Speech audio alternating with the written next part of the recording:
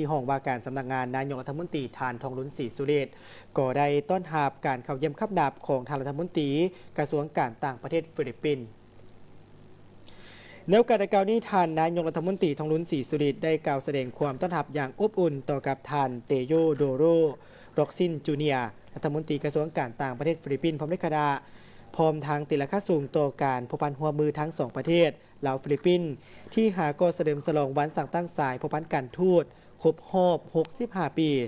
ซึ่งเป็นสายพบพันมิตรภาพที่ยาวนานและได้รับการพัฒนานับมือนับมีความเข้มแข็ง